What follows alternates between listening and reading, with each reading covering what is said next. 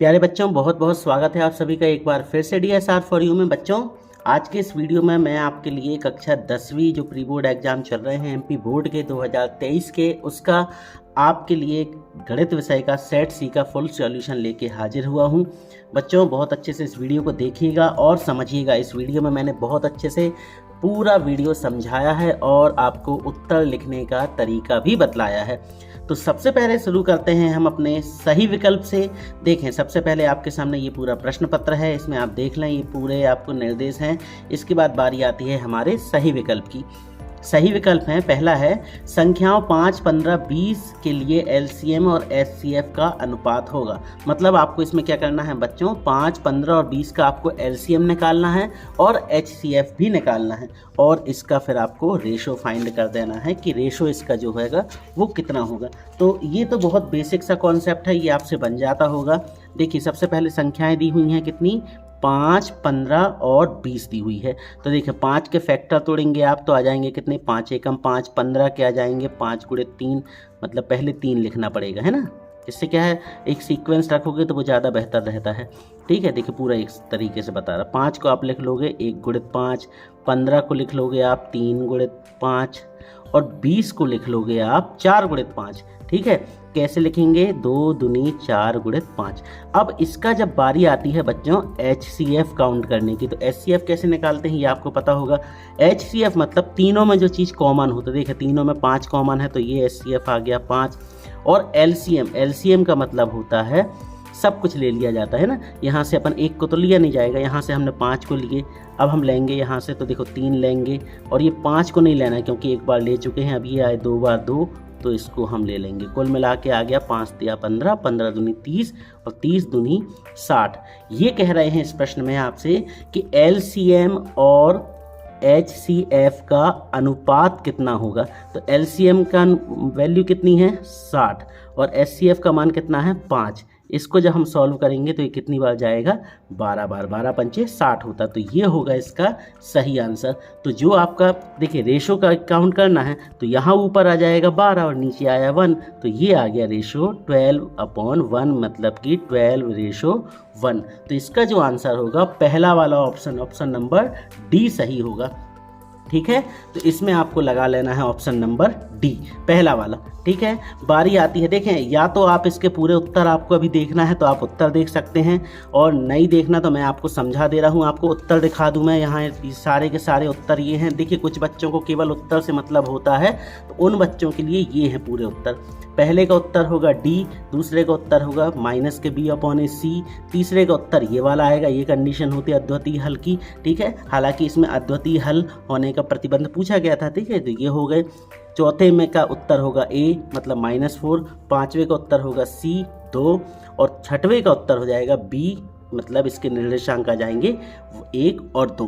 ठीक है, आपको मैं प्रश्नोत्तर समझा दे रहा हूँ, ऑब्जेक्टिव बाद में समझाऊंगा मैं। कमेंट करिएगा अगर आप चाहते हैं कि पूरे ऑब्जेक्टिव सहित मैं आपको समझाऊं, तो इसके लिए मैं अलग से आपको एक वीडियो प्रोवाइड करा दूंगा। अभी आप लोग क्या करें, केवल उत्तर देख लें, प्रश्नोत्तर मैंने बहुत अच्छे से समझा दिए हैं।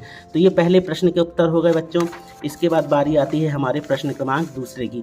तो दूसरा जो है आपका दूसरा प्रश्न था, रिक्त स्थान की पूर्ति कीजिए। तो करनी 2 1 अपरिमेय संख्या, तो पहले का उत्तर आ जाएगा अपरिमेय, दूसरे में आ जाएगा बच्चों वास्तविक और असमान, तीसरे का उत्तर आएगा 81/121, चौथे का उत्तर x, पांचवे का उत्तर 45 अंश, छठवें का उत्तर समद्विभाजित। बच्चों, केवल उत्तर लिखने से आपको कुछ नहीं होने वाला, क्योंकि देखिए ये आपका अभ्यास टेस्ट पेपर है। इसमें बच्चों आपसे ये प्रश्नों को सीखना भी है, क्योंकि यही आपके फाइनल एग्जाम में पेपर इनमें से ही पूछा जाएगा। तो आपसे बने तो यहाँ तो आप नकल कर लोगे, यूट्यूब चैनल के भरोसे रह के आप लिख लोगे अपना उत्तर, या कोई गाइड से लिख लोगे, मगर फाइनल में कौन आपको बचाएगा। इसलिए आपको ये बच्चों ये प्रश्न सीखने भी पड़ेंगे। अगर आप चाहते हैं कि मैं इनका फुल सॉल्यूशन आपको प्रोवाइड कराऊं, तो प्लीज़ कमेंट जरूर कीजिए, और कमेंट में अपनी जो भी प्रॉब्लम है उसे आप शेयर कर सकते हैं। बारी आती है हमारे सही जोड़ी की। तो सही जोड़ी में देखें, ये जो है पहला कॉलम जो है, इसके सामने आपको ये लिख देना है E वाला। E का मान है A + n-1D। ये समांतर श्रेणी के nवें पद का फॉर्मूला होता है। n पदों का योग का फॉर्मूला ये होता है n/2 2A + n-1D। समांतर माध्य, इसका उत्तर आ जाएगा 8, चौथे का उत्तर B बराबर करनी 3, cos 90 माइनस थीटा बराबर साइन थीटा, और लास्ट है इसको जब सॉल्व करोगे इस इक्वेशन को आप त्रिकोणमिति मान को निकालना पड़ेगा तो इसकी वैल्यू आ जाएगी। तो ये है प्रश्न तीसरे का उत्तर। बारी आती है प्रश्न चौथा। हमारा जो प्रश्न चौथा है बच्चों वो ये कह रहा है कि एक शब्द में उत्तर दीजिए। पहला प्रश्न है, देखें आप, पाइथागोरस प्रमेय का कथन क्या है। तो पाइथागोरस प्रमेय क्या होता है बच्चों, ये होता है हमारा पाइथागोरस प्रमेय क्या, कि यदि किसी त्रिभुज की एक भुजा का वर्ग अन्य दो भुजाओं के वर्गों के योग के बराबर हो तो पहली भुजा का सम्मुख कोण समकोण होता है। ये है हमारा पाइथागोरस थ्योरम। इसके बाद दूसरा था, मूल बिंदु में बिंदु एक्स वाई की दूरी क्या होती। तो ये है दो बिंदुओं के बीच की दूरी का फॉर्मूला। अगर मूल बिंदु से वो दूरी काउंट की जा रही है तो इतना बस लिखना पड़ेगा आपको। तीसरा था हमारा विविक्तीकर का सूत्र। तो ये होता है बच्चों विविक्तीकर का फॉर्मूला, d बराबर बी स्क्वायर माइनस 4ac। चौथा है हमारा उन्नयन कोण की डेफिनेशन। उन्नयन कोण क्या होता है कि मान लो की बात बच्चों, यहाँ पे आप खड़े हैं और एक ये स्थिति है इस तरीके से, आप समझ लो एक बिल्डिंग की छत पे खड़े हैं, ठीक है, आप एक बिल्डिंग की छत पे खड़े हैं और सामने मोबाइल का टावर लगा है, मान लो की बात, ठीक है, एक टावर लगा हुआ है। तो ये आप अगर यहाँ से यहाँ देखोगे तो ये जो रेखा कहलाती है बच्चों, ये कौन सी रेखा कहलाती है, क्षैतिज रेखा कहलाती है, ठीक है। और यहाँ पे मान लो टावर के ऊपर कोई पक्षी बैठा हुआ है, ठीक है, और टावर के पास यहाँ नीचे कोई इंसान खड़ा हुआ है, एक आदमी खड़ा हुआ है, ठीक है। तो जब हमारी आंख क्षैतिज रेखा से ऊपर की ओर देखती है, अगर हम इस पक्षी को देखेंगे तो जो कोण बनेगा वो कहलाएगा बच्चों उन्नयन कोण। और जब हमारी आंख, ये जो हमारी आंख होगी बच्चों, इस तरीके से आप इसको डिफाइन कर लेना, ठीक है, थोड़ा सा आप देख लें, ये जो हमारी आंख जब क्षैतिज रेखा से नीचे की ओर इस आदमी को देखेगी तो जो कोण बनेगा वो कहलाएगा अवनमन कोण, ठीक है। तो जब हमारी दृष्टि रेखा क्षैतिज से ऊपर की ओर देखती है तो जो कोण बनता है उसे उन्नयन कोण कहते हैं, और जब हमारी दृष्टि रेखा क्षैतिज से नीचे की ओर देखती है तो उसे अवनमन कोण कहते हैं।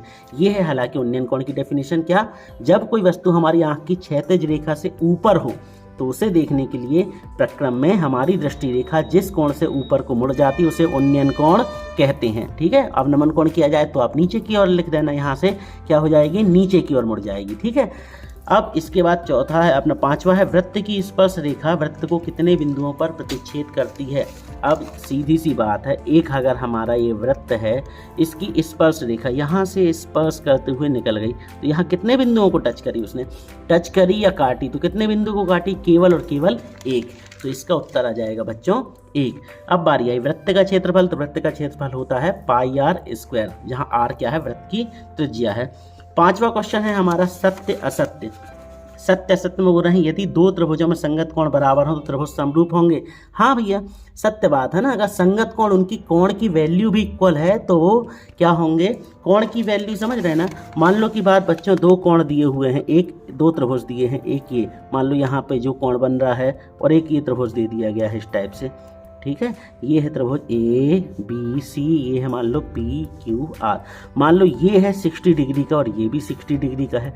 मान लो की बात ये मान लो की बात ये 45 है, ये 45 है, ठीक है। ये मान लो यहाँ 90 डिग्री क्रिएट कर रहा, बाय द वे ये 90। अब देखिए ये संगत कोण दोनों बराबर, ये देखिए जो कोण यहाँ वही कोण यहाँ, दोनों, तो ये त्रिभुज समरूप तो होंगे, ठीक है। तो इसका उत्तर होगा बच्चों सत्य। दूसरा है बेलन का आयतन पाई आर स्क्वायर एच होता है, तो इसका उत्तर होगा बच्चों सत्य बात है, बेलन का आयतन पाई आर स्क्वायर एच होता है। तीसरा है वृत्त की परिधि पाई आर स्क्वायर, नहीं भैया, वृत्त की परिधि 2 पाई आर होती है, तो ये होगा असत्य। चौथा है शंकु का संपूर्ण पृष्ठ पाई आर स्क्वायर होता है, तो शंकु का संपूर्ण पृष्ठ पाई आर स्क्वायर नहीं होता है, ठीक है, ये भी असत्य हो जाएगा। पांचवा है किसी घटना की प्रायिकता 1 से अधिक होती है। याद रखिएगा प्रायिकता की वैल्यू बच्चों या तो 0 आएगी या तो 1 आएगी, या तो 0 से 1 के बीच में आएगी, 0 से नीचे नहीं जाना और 1 से अधिक नहीं जाना। तो प्रायिकता का मान 0 से 1 के बीच में होता है। यहाँ कई प्रश्न होते हैं, देखिए जो घटना फिक्स है, होगी ही होगी, तो उसकी प्रायिकता 1 होगी, और जो घटना नहीं हो सकती उसकी प्रायिकता 0 होगी, और इसके बीच में ही पूरे मान रन करते हैं। तो प्रायिकता का मान 0 से बड़ा और 1 से छोटा होता है, ठीक है, याद रखिएगा। तो तो यहाँ पे क्या कह रहे हैं कि प्रायिकता 1 से अधिक होगी, नहीं तो असत्य होगा इसका मान। ठीक है, लास्ट वाला जो हमारा प्रश्न है, किसी घटना की प्रायिकता ऋणात्मक नहीं हो सकती। नहीं हो सकती, ऋणात्मक हो गई मतलब जीरो के नीचे चली गई, तो जीरो जो है ऋणात्मक जो है, किसी घटना की प्रायिकता ऋणात्मक नहीं हो सकती, तो ये सत्य बात हो गई। ठीक है, तो ये हो गए हमारे 5 ऑब्जेक्टिव। इसके बाद बारी आती है हमारे प्रश्न क्रमांक 6वें की। देखें 6वां प्रश्न हमारा, इसमें कहा जा रहा था 3825 को अभाज्य गुणनखंडों के गुणनफल के रूप में व्यक्त कीजिए। तो ये है, इस तरीके से आप इसके गुणनखंड तोड़ लेंगे, ये फैक्टर आपसे तोड़ते बन जाएंगे। फिर लास्ट में इसको इस तरीके से लिख देना। 3 कितनी बार आया है, 2 बार। 5 कितनी बार आया, 2 बार। 17 कितनी बार आया, 1 बार। ये हो गया हमारा अभाज्य गुणनखंड का रूप। ठीक है, ये हो गया हमारे प्रश्न 6वें का उत्तर। अब इसको तो समझाना नहीं पड़ेगा बच्चों, ये फैक्टर तोड़ना है, ये तो आपसे बन जाएंगे। लिखने का सलीका बस देख लें आप किस तरीके से आपको लिखना है। बारी आती है अगला प्रश्न, सिद्ध करो कि 3 करनी 2 एक अपरिमेय संख्या है। तो इस तरीके से आप लिखेंगे, माना कि 3 करनी 2 एक परिमेय संख्या। सबसे पहले तो आपको इसको परिमेय मान लो। अब परिमेय संख्या को हम कैसे लिखते हैं, a/b के रूप में या p/q के रूप में। तो हमने लिख दिए 3 करनी 2 बराबर a/b। बहुत अच्छे से देखना बच्चों इस प्रश्न को, जहाँ a और b क्या है, दोनों एक तो पूर्णांक भी हैं और सहअभाज्य संख्याएं भी हैं। ठीक है, मतलब एक दूसरे से कहीं ना कहीं ये अभाज्य हो रही हैं। अब यहाँ से हम क्या करेंगे, 3 का पक्षांतर करेंगे, तो 3 यहाँ आ गया, तो ये बचा क्या, करनी 2 बस बचा, a/3 भी आ गया करनी 2 बराबर इतना आ गया। अब चूंकि 3 जो है और a है और जो b है वो क्या है, तीनों पूर्णांक। 3 भी एक पूर्णांक है, a भी एक पूर्णांक है और b भी एक पूर्णांक है, इसलिए अतः क्या हो जाएगा बच्चों, a/3b भी एक परिमेय संख्या होगी। अब जब ये परिमेय संख्या होगी तो इसके कल ये बोल रहा है कि ये जो है वो इसके बराबर है, बराबर का निशान लगा ना, मतलब कि करनी 2 भी एक परिमेय संख्या है। जबकि देखिए अगर ये परिमेय संख्या है तो करनी 2 भी एक परिमेय संख्या होगी, जो कि हमारे इस तथ्य का विरोधाभास है। मतलब करनी 2 एक परिमेय संख्या नहीं होती कि करनी 2 एक अपरिमेय संख्या। अतः निष्कर्ष ये निकला कि 3 करनी 2 भी एक अपरिमेय संख्या है। अगर करनी 2 एक अपरिमेय संख्या है तो 3 करनी 2 भी एक अपरिमेय संख्या होगी। ये हो गया बच्चों हमारे 6वें के अथवा का उत्तर। बारी आती है हमारे 7वें क्वेश्चन की। तो 7वां क्वेश्चन जो है बच्चों, संख्याओं 4 की घात n पर विचार कीजिए जहां n एक प्राकृत संख्या है, जांच कीजिए। तो देखें इसका उत्तर मैं आपको, ये जो स्लाइड आ रही है इसमें आपको मैं यहाँ पे समझा दूंगा बोल करके। देखिए बच्चों इसका उत्तर क्या होगा, देखें सबसे पहले तो हम लिखेंगे 4 की घात n लिखेंगे। ठीक है, अब 4 को हम लिख सकते हैं 2 × 2 मतलब 2 × 2 की घात n। अब ये 2 कितनी बार है, 2 बार है, तो हम लिख देंगे 2 की घात 2 और n।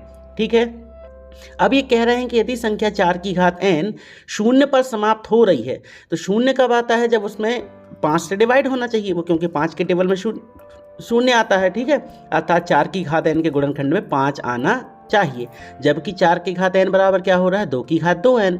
अतः 5 प्राप्त होना असंभव है। स्पष्ट है कि 4 की घात n अंक 0 पर समाप्त नहीं होगा। ठीक है, इतना है, पूरा ही आपको लिख देना है। ये मेरे पास ऑलरेडी लिखा हुआ था इसलिए मैंने थोड़ी सी अपनी बचत की और ये उत्तर आपको दे दिया। अब हम देखते हैं बच्चों इसका अथवा वाला। 7वें का अथवा जो है बच्चों ये है 7वें का अथवा। 7वां का अथवा क्या कह रहा था, संख्याओं 6, 20 का अभाज्य गुणनखंड विधि से HCF और LCM ज्ञात कीजिए। देखें 6 के आप सबसे पहले फैक्टर तोड़ लेंगे तो ये आ गए हमारे फैक्टर, 20 के फैक्टर तोड़ लेंगे तो ये आ गए फैक्टर। गुणनखंड तोड़ते तो बनेंगे, 6 के गुणनखंड लिख दिए 2 × 3, 20 के लिख दिए 2 दूनी 4, 5 20। अब बारी आई HCF की। तो HCF मैंने क्या बताया, हाईएस्ट कॉमन फैक्टर, मतलब कि जो दोनों में मिले। तो देखो ये 2 मिल रहा है यहाँ और ये 2 मिल रहा है, तो हम 2 लिख देंगे। ये 3 यहाँ है पर यहाँ नहीं है, ये 2 यहाँ है पर यहाँ नहीं है। देखो 1 रहा तो हमने लिख लिए, 5 यहाँ है यहाँ नहीं है, तो ये आ गया HCF। LCM की बारी आई तो हम सबसे पहले ये लिखें ऊपर का मान 2 × 3 गुणित ये लिख दिए 2 × 3। अब यहाँ का ये 2 तो 2 आ चुका है, फिर दूसरा 2 नहीं आया तो ये लिखते हैं और ये 5 लिखते हैं। इसको सॉल्व करेंगे, 2 × 3 = 6, 6 दूनी 12, 12 5 60। तो ये हो गए हमारे आंसर। देखें 7वां प्रश्न जो आपको मैंने शुरू में बताया वो एक्चुअल में मेरे पास ऑलरेडी लिखा रहा, तो मैंने ज़्यादा मेहनत नहीं की, वही आपको एक्सप्लेन कर दिया। ठीक है, बारी आती है बच्चों हमारे 8वें प्रश्न की। जो है हमारा 8वां क्वेश्चन, उसका उत्तर मैं आपको बता दूं। ये है 8वां क्वेश्चन। ये कह रहे थे बच्चों कि एक द्विघात बहुपद ज्ञात कीजिए जिसके शून्यकों का योग और गुणनफल 5 और 3 है। देखिए दिया था हमें, क्या दिया था, शून्यकों का योगफल दिया था 5, अर्थात शून्यकों का योगफल का फॉर्मूला क्या होता है, -b/a बराबर। तो इसको हम लिख देंगे 5 के बराबर। अब हम 5 के यहाँ पे चाहें तो 5/1 भी लिख सकते, ठीक है। ये माइनस इस साइड नहीं होना चाहिए, तो हमने माइनस का या तो दोनों पक्षों में गुणा कर दो या यहाँ से इसको भगा दिए उस साइड। जब उस साइड भगाए तो इस साइड वाली संख्या पे लग गया, तो ये आ गया b/a बराबर ऋण 5/a।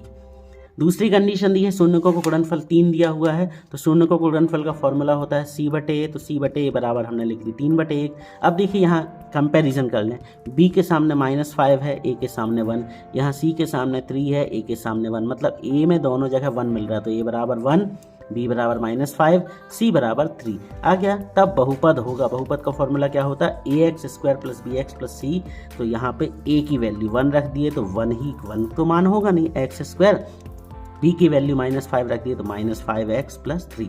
ये हो गया हमारा बहुपद सॉल्व पूरा, ठीक है। इसके अथवा में दिया था द्विघात बहुपद 6x² - 3 - 7x के शून्य ज्ञात कीजिए। तो ये है बच्चों इसका फॉर्मूला। देखिए यहाँ थोड़ा सा गड़बड़ हो गया था लिखने में। दिया गया द्विघात बहुपद है 6x² - 3 - 7x दिया है। अब हमें जब शून्य ज्ञात करना होता है तो इसके सामने हमें 0 लगाना पड़ता है, तो हमने लगा दिए शून्य ज्ञात करने, इसके इक्वल में 0 लिख दिए। अब हम क्या करें, 6 इसको सबसे पहले व्यवस्थित कर दें, चाहे तो आप यहाँ लिख दीजिएगा कि व्यवस्थित करने पर, ये व्यवस्थित कर दिए।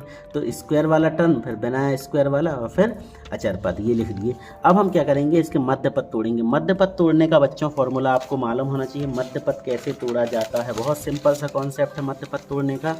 देखो इक्वेशन क्या थी हमारी, 6x² - 7x - 3, इसका इसमें इंटू कर दो, जो ये नंबर है इसका इस नंबर में गुणा कर दो, तो ये आ गया 6 × 3 6 तिया आ गया कितना 18। 18 के हमें ऐसे फैक्टर तोड़ना है जिनको जोड़ने या घटाने से 7 आना चाहिए, ठीक है। तो सबसे पहले 1 से तोड़ें, तो 1 के टेबल में 18 टाइम आता, 2 के पहाड़ा में 9 बार आता, 3 के पहाड़ा में 6 बार आता है 18, 4 में आता नहीं, 5 में आता नहीं, 6 में आता है 3 बार। ये देखिए रिपीट हो गए 3 6 6 3, मतलब रुक जाओ, अपना उत्तर यहीं कहीं मिल गया है, ठीक है। करके देखें जोड़ घटाना, देखिए पूरा डीपली बता रहा हूँ। 1 में 18 जोड़े तो 19, 1 में से 18 घटाए तो आ गया कितना -17, तो ये नहीं होगा। 2 में 9 जोड़े तो आ गए 11, 2 में से 9 घटाए तो -7, देखो ये -7 चाहिए है। 3 में 6 जोड़े तो 9, 3 में से 6 घटाए तो -3, 6 में 3 जोड़े तो 9, 6 में से 3 घटाए तो 3, तो देखो कहाँ मिल गया, ये मिल गया। मतलब कि हमें ये जो है इसको हम इस रूप में लिख देंगे, ठीक है। तो हमने क्या लिख दिया 6x²। अब चूंकि हमें माइनस का 7x लाना है, तो हम क्या करें, 2 में से जब 9 घटाए रहे तब आया था -7, तो हम क्या करें, धन के 2 में से माइनस के 9 घटा देंगे तो आ जाएगा -7। तो देखो ये तो ज्यों का त्यों लिख दिए, ये भी आपको ज्यों का त्यों लिख देना, और ये जो रहा इसकी जगह पे आपको ये लिख देना है, ठीक है। फिर इसके बाद इन दोनों को फैक्टर में अपन बना लेंगे। देखें तो ये आया -7x, तो -7x को हमने कैसा लिख दिए, -9x + 2x। आप आगे पीछे कैसे भी लिख सकते, कोई फ़र्क नहीं पड़ता, बस आपका जो मेन कॉन्सेप्ट है कि माइनस के साथ आना है, तो हम माइनस के 9 को, मतलब 9 जो हमें माइनस का लिखना पड़ेगा। इन दोनों को हमने कोष्टक में रख दिए, एक कोष्टक में, ठीक है। यहाँ से देखिए दोनों से क्या, देखो 3 के टेबल में 6 भी आता और 9 भी आता, तो हमने 3 कॉमन निकाल लिए, दोनों में x रहा तो x कॉमन निकाल लिए, तो आ गया 3 दूनी 6, ठीक है। 3 दूनी कितना होता 6, तो यहाँ पे 6 जब 3 कॉमन निकाले तो यहाँ 2 और यहाँ x -3 तिरका 9 -3, यहाँ दोनों से कुछ कॉमन निकल रहा नहीं तो 1 कॉमन निकाल लिए। कुल मिला के हमने लिख दिए 2x - 3, दोनों बार रहा तो एक बार। और ये जो इक्वेशन रहती, मेरा लिखने का थोड़ा एक स्टाइल अलग होता, मैं इसको एक बड़े कोष्टक में लिखता हूँ जो ये बाहर के फैक्टर बनते, 3x + 1, ताकि अलग अलग दिखें थोड़ा सा। अब इसके बाद हम क्या करेंगे, 2x - 3 को एक बार 0 के बराबर लिख लेंगे, और या करके हम 3x - 1 को भी 0 के बराबर लिख लेंगे, ठीक है। तो हमने यहाँ से 3 का ट्रांसफ़र करे तो इस साइड आके प्लस का हो गया, यहाँ से 1 का ट्रांसफ़र करे तो इस साइड आके -1 का हो गया।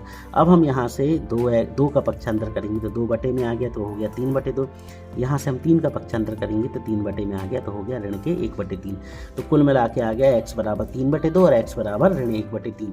अतः बहुपद के शून्यक होंगे 3/2 और ऋण 1/3। इस तरीके से ये हमारा पूरा उत्तर हो गया। बात करते हैं हम प्रश्न क्रमांक 9 की। प्रश्न क्रमांक 9 है हमारा, टी स्क्वायर माइनस 15 के शून्य ज्ञात कीजिए। देखें आप इसको कैसे करेंगे। शून्य ज्ञात करने क्या करना पड़ता है, इसको 0 के इक्वल रख देते तो रख दिए 0 के इक्वल। अब हम क्या करेंगे, यहाँ से -15 का पक्षांतर करेंगे। जब पक्षांतर करें तो इस साइड होकर प्लस का 15 हो गया। अब टी स्क्वायर बराबर 15, यहाँ से हमने क्या करे, वर्ग हटाने पर आप लिख देना, वर्ग हटाने पर। जब यहाँ का वर्ग हटाए तो इस साइड वर्गमूल लग गया, और करनी 15 है तो इसका फैक्टर तोड़ने पे क्या आता है बच्चों, 3 × 5, और 3 उसको हल करने से कोई मतलब है नहीं, तो इसको हम केवल करनी 15 ही लिखेंगे। अब चूंकि वर्ग हटाए तो प्लस माइनस का निशान, तो एक बार आप लिख दो प्लस के करनी 15, एक बार लिख दो माइनस के करनी 15, अतः अभीष्ट शून्य इतने आ गए। ठीक है, बिल्कुल सिंपल सा क्वेश्चन है। इसके बाद 9वें का अथवा देखें, लिखा है एक द्विघात बहुपद ज्ञात कीजिए जिसके शून्यकों का योग और गुणनफल क्रमशः इतने हैं। देखें इसका उत्तर ये है, दिया है हमें द्विघात बहुपद के शून्यकों का योगफल कितना है, ऋण के 1/4, मतलब कितना, माइनस के b/a बराबर ऋण के 1/4 दिया हुआ है। माइनस दोनों तरफ तक कट गया, ठीक है, तो बचा b/a बराबर 1/4। एवं शून्यकों का गुणनफल दिया है 1/4, शून्यकों का गुणनफल मतलब c/a = 1/4, ये लिखा है। तो देखें अब इसमें फिर कंपैरिजन मारो, b के सामने क्या है 1, a के सामने 4, c के सामने है 1, a के सामने 4। सिंपल सा कॉन्सेप्ट है, मतलब कि a बराबर 4, b बराबर आ गया 1 और c बराबर आ गया 1, अतः बहुपद होगा। इस फॉर्मूले में वैल्यू पुट कर दो, तो a जो है a की जगह 4 आ गया, ठीक है, x², b की जगह 1 आ गया और x, और c की जगह 1 आ गया, ये आ गया। इसको बेटा कई बार क्या होता है, कई एक तरीके से और लिखा जाता है। कैसे लिखा जाता है, ये जो टर्म है बच्चों हमारा, ये कौन सा टर्म है, 4x² + x + 1, ध्यान से देखिएगा, 4x² + x + 1। इसमें हमेशा क्या करना पड़ता है, ये जो x² है ये सिंगल होना चाहिए, यहाँ कोई इक्वेशन, इसके साथ कोई कंडीशन नहीं होनी चाहिए। तो अगर हम इसको ऐसा लिखें, अगर मान लो की बात 4 को गायब करें, अब हमें यहाँ से 4 गायब करना है, तो हम क्या करेंगे, 4 का भाग कर देंगे, सब में कर देंगे 4 का भाग। तो ये लिखा था 4x/4, ये x/4 + 1/4, ठीक है, तो ये कैंसिल हो गया, तो आ जाएगा x² + x/4 + 1/4 = 0। तो एक समीकरण के रूप में हम इस तरीके भी लिख सकते हैं। क्या करना पड़ता है, हमारा जो x² है ये सिंगल रखना पड़ता है ना। तो वैसे तो हमारे इस प्रश्न का उत्तर इतना ही होगा, तो आप इतना लिख करके आप इसको फिनिश कर दे सकते हैं। ठीक है, तो ये हो गए बच्चे हमारे 9 क्वेश्चन के आंसर। इसके आगे का जो आंसर होगा बच्चों में अगले वीडियो में मैं आपको प्रोवाइड करा दूंगा, क्योंकि वीडियो काफ़ी लंबा हो गया है ऑलरेडी। मिलते हैं बहुत जल्द। अगर ये वीडियो अच्छा लगा हो तो वीडियो को लाइक कर दो और चैनल को सब्सक्राइब कर लो। मिलते हैं बहुत जल्द अपने अगले वीडियो में, तब तक पढ़ते रहिए, पढ़ते रहिए।